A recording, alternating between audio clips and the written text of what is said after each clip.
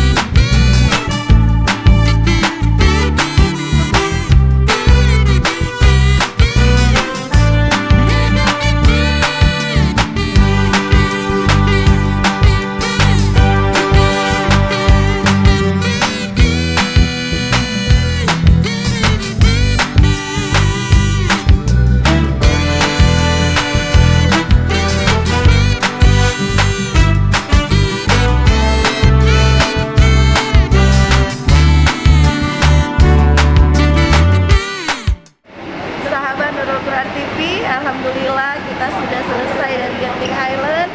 Sekarang kita mau menuju hotel. Kita naik bus ini.